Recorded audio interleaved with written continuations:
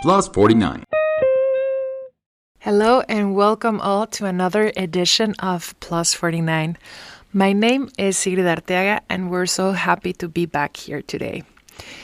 Even though the supermarkets are already putting their Lebkuchen and Spekulatius art for sale, we are still in summer and we have the weather to prove it.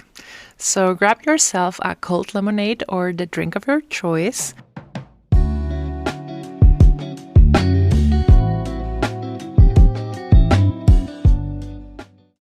Berlin's housing crisis has given rise to a disturbing new scam targeting desperate flat hunters. With the city's worst housing shortage in over 20 years, scammers have found a way to exploit those in need. According to a report by RBB, fraudsters are offering what they call postbook flats on platforms like kleineanzeigen.de. For 100 euros a month, the scammers provide fake tenancy agreements and put the victims' names on a postbox and buzzer. This allows the victims to register an address at the Bürgeramt, Berlin Citizens Office, which is necessary to open a bank account or sign a contract. This so-called service is illegal and could lead to serious consequences for those involved. The Berlin Tenants Association has expressed deep concern over the scam, calling it very worrying. As the city's housing crisis continues, local politicians are struggling to find solutions, with some even suggesting paying ex-Berliners to unregister in an attempt to get a clear picture of the city's actual population. Meanwhile, Berlin Immigration Office, the Landesamt für Einwanderung, or LEA, is facing its own set of challenges. In an effort to combat illegal appointment sales, the LEA has launched a new digital appointment booking system. Previously, the old online system had been plagued by scammers using bots to hoard appointments, which were then sold to desperate applicants. Under the new system, individuals must now apply for an appointment via a contact form, upload their documents digitally, and wait for an invitation from the LEA. While this change aims to curb scam, it doesn't solve the larger issue. Long waiting times and administrative delays continue to plague the LEA. Despite these efforts, the office remains overwhelmed, and the delays mean that many immigrants may find themselves in legal limbo as they wait for their paperwork to be processed. Berlin's housing and immigration struggles are emblematic of a broader challenges facing many cities today. As this crisis deepens, the need for innovative and effective solutions becomes more urgent.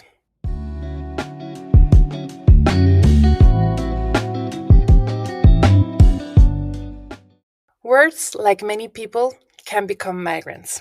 They travel across borders, adopt new homes, and seamlessly blend into the languages of different cultures. Specifically, we're focusing on German words that have found their places in vocabularies worldwide.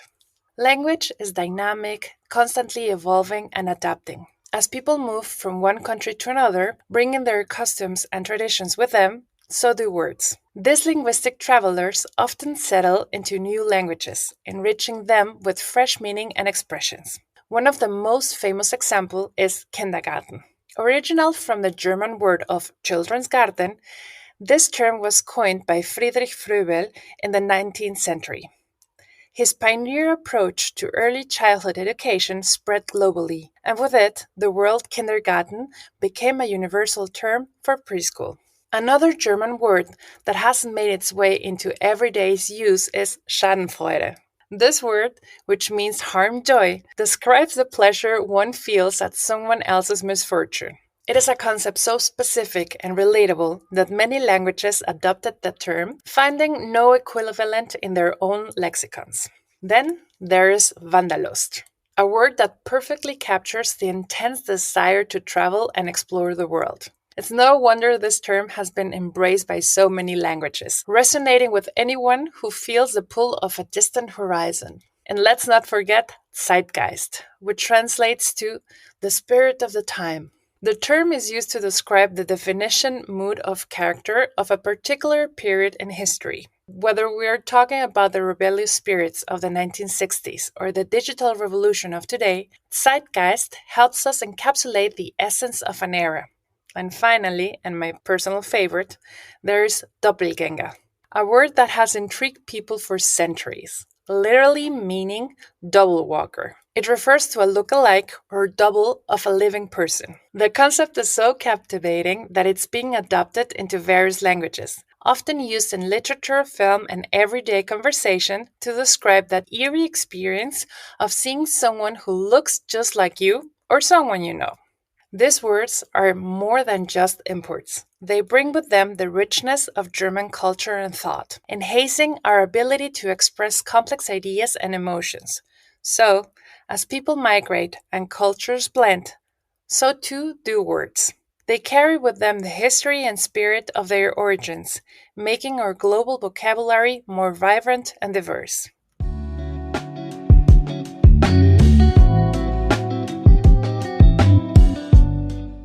We're here today with Ana. Ana, she also is a Latin fellow. And she has been in Berlin for a while. Welcome, Ana. Thank you. Thank you, Sigrid. Thank you for having me today. Really glad in a sunny Berlin afternoon. Thank you so much. Which is a great opportunity to ask you first and foremost what is migrapreneur? Oh, wow. Yeah. Well, so migrapreneur, first and foremost, started as a word I started to listen and coined to highlight the work that we migrants entrepreneurs are doing, not just in Germany, but around the world. I'll be happy to explain later what is the difference between a regular entrepreneur and a migrant entrepreneur. But first, I wanted to create a company where it's a purpose-driven company. It means that whatever we do, it's going to be reinvested back in our nonprofit activities. So migrapreneur, first and foremost, wanted to serve a community of entrepreneurs or people who are starting in a new country.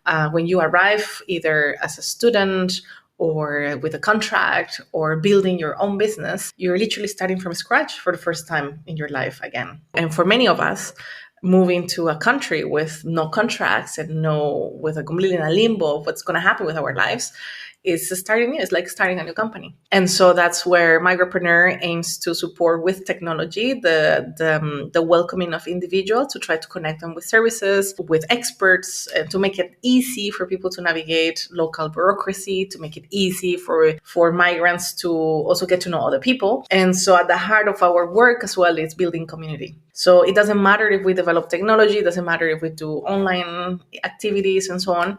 At the heart of it, I think that how people recognize Migrapreneur is because we have built a community over the last 8 years. And you also make something that it's called Bureaucrazy. Yes. I love the term bureaucracy. It's so great.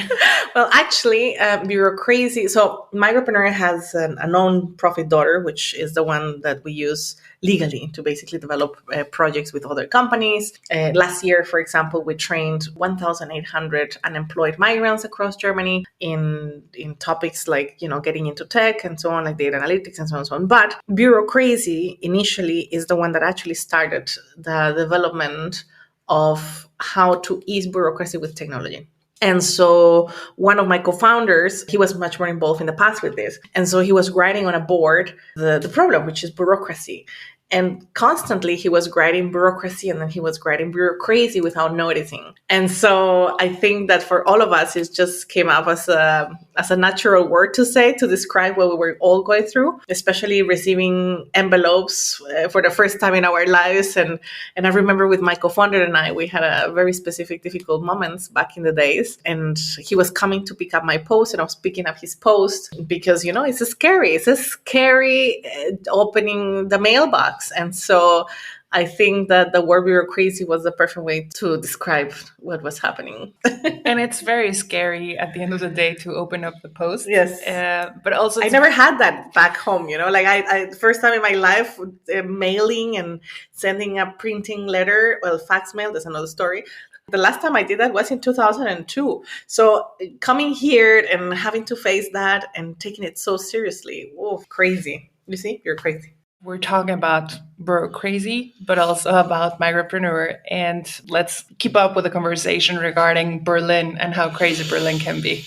Look, I think that my first impression that I wanted to live in Berlin without knowing that I was going to move here was when I saw a movie called Goodbye Lenin. I think it was in I guess in the mid of 2000s, and it was a very amazing movie. And what I learned from that movie was a movie of the transition in the 2000 and the 89 to the 90s when the wall comes down. And I think that what I liked about that movie and what I saw the first time I came to Berlin, which was mainly for touristic purposes at the beginning, is that it was a city that it was growing and it was new. Although Berlin, it's not a new city, it's super resilient. It has been, it moved from being one of the most cosmopolitan advanced in the 30s to be under the rubble 10 years later. And then again in the 90s, reinventing itself. With artists from all over the world coming to Berlin, taking over buildings and so on. So I think that's what brought my attention, and without, I guess, knowing or wanting, I manifested to live in Berlin because I was excited of a new city. And when I came here, I was not expecting what a new city like Berlin means. And as such a resilient city that has gone through all the changes ever possible. Berlin is a city that helps you build resilience. So it's not a city that has resilience itself, it's a city that tests you, breaks you, molds you, and reshape you again until you decide two things: either you stay and rebuild yourself, or you leave. And I think that the hardest part for me of Berlin, it's been losing people, because people in Berlin comes and goes because exactly of that power that Berlin has to break you in the winter, reborn again in summer, and then we go again, and here we go. But seeing it grow, seeing how Berlin moved as I came here, as even when I arrived here, to places that you join and you will never end up discovering Berlin at its full, to a city that you will never see finished. That's, I guess, still after so many years living here, I don't know, makes me feel like I'm living in a new place every year. And definitely one of the things that I've seen in Berlin is this. I think Berlin is kind of like a therapy, like a constant therapy. Like, don't take anything personal. You don't. You really need to understand that once you come here. That thing about not taking it personal. I mean, we had to take it personal. I mean, it's We're breaking us. Latins. I mean, we don't understand why people are so moody, and but because even in winter, like, I guess one of my difficult moments in Berlin, I've gone through very, very difficult depressions in Berlin. Later, I discovered vitamin D, so that wasn't a great thing to do. But I think that when I was in a depression, I remember it was during winter, I understood where we come from. We have sun most the whole year. We have light. We have people in the streets that says, "Hi, hello, how are you?" I used to get mad at this. I remember my mom when I was growing up, she was saying, "Say hello, even if you're another person." I'm like, "My mom, but why?" But living in Berlin made me appreciate that and made me feel like, damn, I miss that.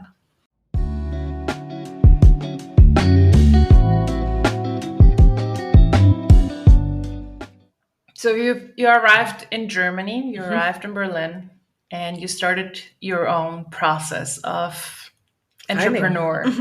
How was that?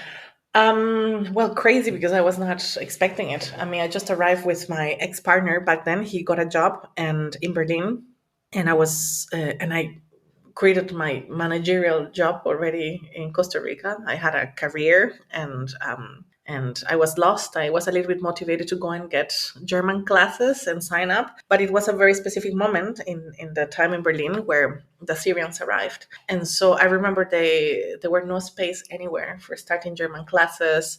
My papers, those that I've heard, I think they gave them to me like 6 months later. It was really, really a nightmare back then. I mean, it's always been a nightmare. But imagine in 2015 with, I don't know, 500,000 Syrians in Berlin arriving, Berlin was nuts. And so I had no other option than going to meetups, see if I could volunteer somewhere. And I arrived here in September. I went to a meetup in October, and I shaped, without knowing, my first organization. And I was launching my organization as a GmbH, as a Gemeinnützige, as a nonprofit already in March, like the following year. So it was the quickest, the random things I've ever done. Was it my plan? No. Would I do it again now that I know how it goes? No. I think that I did it out of naiveness because I just literally didn't know what it meant to have a nonprofit and go through the whole bureaucracy. And such a just everybody was like, "Oh my god, did you knew this before coming?" Like, no, it was a moment in time, and I just, I guess, grabbed it, and a lot of things went really wrong. But the things that went really well, I mean, I traveled for 2 years to 27 countries. I visited from refugee camps to amazing projects.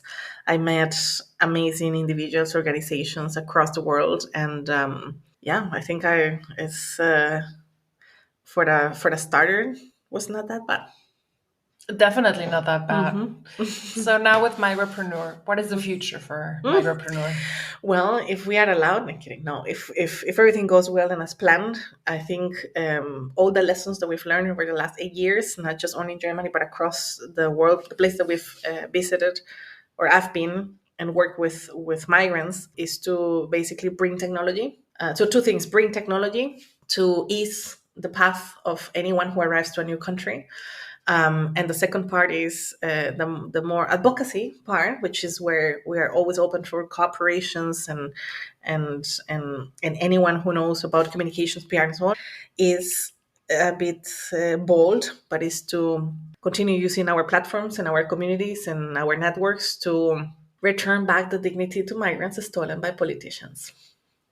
That is a very hard situation. Yeah. Tell me a little bit more about that. Well, I mean, since Brexit, it was part of a design thinking strategy back then.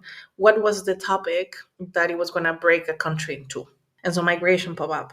And so it worked in Brexit, worked with Trump, and then later again in Europe in a conjunctural moment of Syrians arriving and Arabs and so on and so on. And so since then, migration has always been used as a bad thing since 9/11. The perception of migrating changed completely in 9/11. But it was used for political reasons, for strategy, after Brexit, Trump, and everything else we've seen up until now. And so I think that the problem I see now is that we ate that and we swallow it and we never questioned how far this was going to go. And I guess the problem that we're facing at the moment is that because of using migration as a political reason to break countries in two, making people being in one side or the other, it's not allowing us, neither one side or the other, to really reflect why are we doing this to this group of people that has brought so much to cultures. I mean, you go out in Berlin, I mean, do you go to a German restaurant? No. You go to a Vietnamese, you go to Korean food, you go to everywhere but a German, you know? And I think that, I mean, everything that we have probably has been built by a migrant. I don't know, let's say, for instance, one of my favorite ice creams is Häagen-Dazs. It was built by two refugees from Poland in the Bronx in the United States. And so if I go from there, I probably go with our Apple computers and everything else. Amazon, for instance, I mean, the father of Jeff Bezos, he's a Cuban who arrived to United States as an unaccompanied minor. In fact, when Jeff Bezos quitted and then gave his wealth to his family, the first thing that his father did was to give money, a lot of it, to the church that welcomed him in the United States. So migration has always been there. But the fact that we are not recognizing how migration has shaped societies for the better is a crime, I believe. And I think that politicians use that knowing what they were doing and without caring if migrants were going to feel the rejection. And I think we are living that right now. There's this difference between migration, expatriation, Yeah. and even, of course, illegal migration. Yeah. And I think at this point, everybody's talking about migration as illegal people. But that's what I meant about the coming politician here. strategy, right? Because migration as an umbrella term, I mean, back in the days, I mean, my expertise is in human rights, never business. So with that hat, I can tell you that migration, as we understand it from an academic point of view, is an umbrella term for people who move to one country to another, right? I mean, even data. What do you do with data? To move it to another place, you migrate the data. And so, unfortunately, for political reasons, divisions started, right? So there's not such a thing as illegal migration. It's called irregular migration because, of course, I mean, define what is illegal migration. I think that's unfair. It's part of a human right to seek for asylum, for instance, right? And when you leave your country out of desperation or war or because of natural devastation, you don't bring your papers with you. And so since when we move to a human right that we all have according to lots of conventions since 60 years ago, how come now we call it illegal migration? And then we compare this group of individuals with those that we know, and I've known people who have unfortunately migrated to a country as a tourist with the intention of staying in a country. And so I think that the fact that we totally misrepresented the word has excluded a lot of people of their own human rights in the last 5 years, especially. And that's where that's why I meant about giving back the dignity to migrants, because it's unfair to what we've done. And I think that I want to see again, actually it's not even an utopia already. Did people imagine that Ukrainians were going to become refugees again? Of course not. But then let's talk about refugees. But while we're in a political turmoil where we are, they are allowed to seek for asylum, but not somebody who's trying to flee from, I don't know, elsewhere, maybe Venezuela, which is a horrible situation that they're living. You know what I mean? In fact, there are more Venezuelan refugees than Ukrainians, and we only see everybody talking about Ukraine. And we should not be having even the discussion of who is entitled to. No, we shouldn't. Any one of us, we could. I mean, if Russia invades Germany, what are we going to be tomorrow? Refugees. So I think my goal, because we are moving into an unfortunate moment in history again, that we're going to be surrounded by a lot of conflicts and also climate change. So the world right now has 219 armed conflicts around the world. We don't feel it, we don't see them because it's not around us.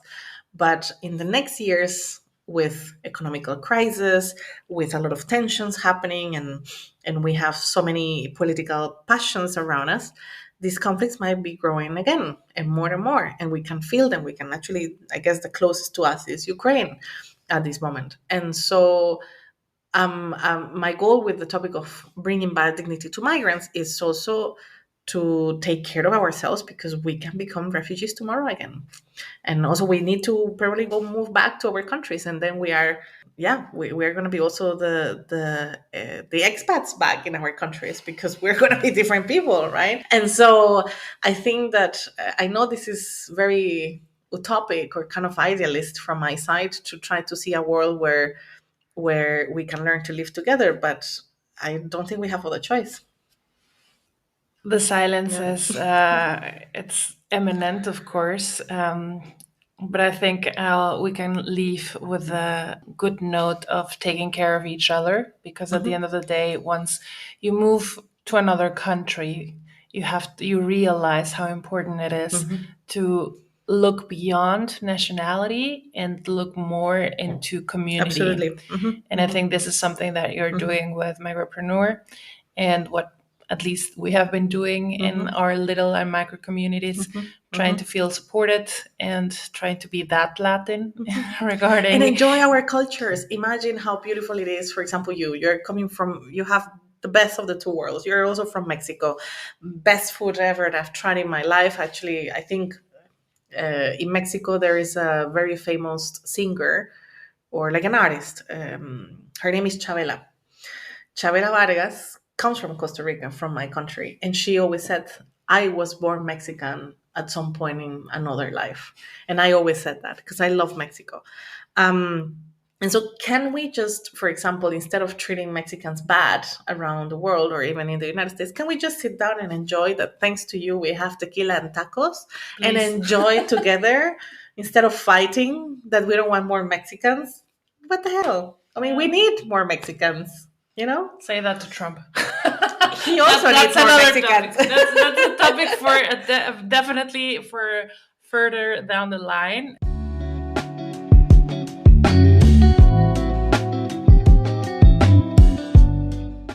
We're in our last segment with Ana, and we were talking about sun, of course, vitamin D, which is very important for everybody who's coming to Berlin who has never lived in this latitude of the world, but also about hugs. And this comes with the question of, How do you have found yourself like breaking the ice between the Germans? How have you find a way to survive Berlin?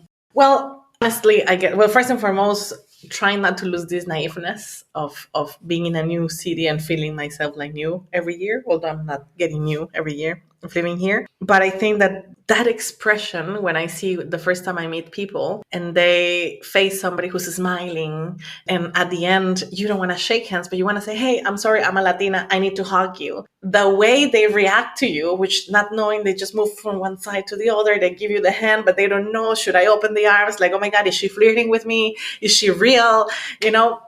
At least that I know, because I have given the feedback before, made the day for many people. And so this is when I learned that even the most uncomfortable people that I have hugged or even touched, that they said, don't touch me, or don't, even them, I know they appreciate that somebody that day hugged them. We can warm the German hearts. Yes, absolutely. I absolutely agree. I've seen it. And I think that if I would like people to recognize us, Latinos or Latinas in general, in this country, is because we're genuinely happy people. Yeah, that is definitely true. And before we go, what would you recommend for those who are wanted to come to Germany, wanted to come to Berlin? What are the things that they need to put into their package and in their, I would give an analogy. I know coming to countries like Germany might be scary, right? Because the language, people are not going to be that friendly at first. But Germans are like coconuts. The coconut, to open it, it's hard, very hard. You might need to break it. But once you're in, you have it all. That is the cutest thing I have ever heard at this point. So maybe we'll definitely go with that analogy of the coconut. I think maybe we can also start saying that this is the expat coconut radio station. Actually, and the other analogy I have is that we Latinos are avocados. We're too soft, but once people wants to get in, we're too hard. It's actually the wrong impression of Latinos. People think that we are super open and so on. No, we're not. Well, we are at the beginning. We open up. We're super soft and super nice. But if people really want to get deep, we're really hard. Yeah, that is true. Anna, thank you so much for being here. My pleasure. Today. Thank you for listening and having me and being open-minded to receive the message. Of course. Thank you. Bye. Plus 49. Ask a German. So my name is Ana, and I have a question to Germans. Why is it so hard to hug us back? I mean, come on. We're working together. You're already trusting us being in your country. We're paying taxes. You're giving us money. Just a little hug. What's the problem? In Germany, cultural norms surrounding physical affections, such as hugging, can differ significantly from those in other countries. In contrast to the warm and enthusiastic hugs that are common in Latin countries, many Germans tend to have a more reserved approach to physical contact, particularly with acquaintances or informal settings. Especially in a professional environment, Germans often opt to a firm handshake rather than an embrace. The handshake is not merely a formality. It symbolizes professionalism and is supposed to show respect to the other person.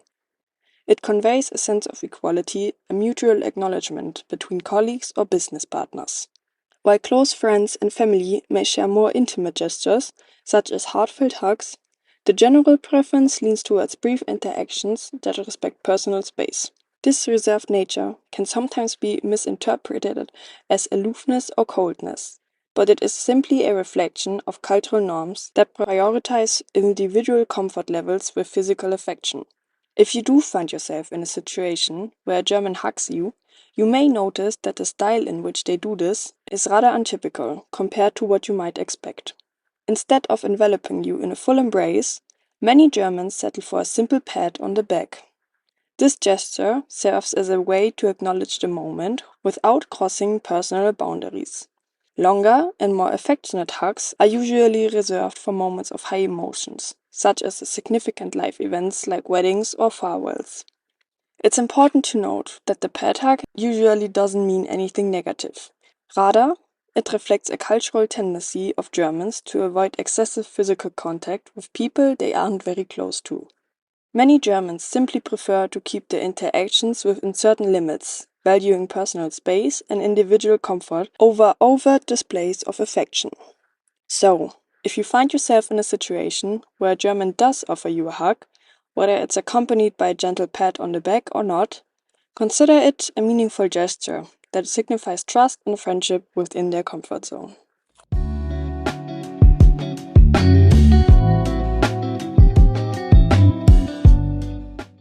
That's it for today's episode. Thank you so much for tuning in on Plus 49. I am Sir Arteaga, and we'll be back next week with more news, events, and stories from the heart of Berlin.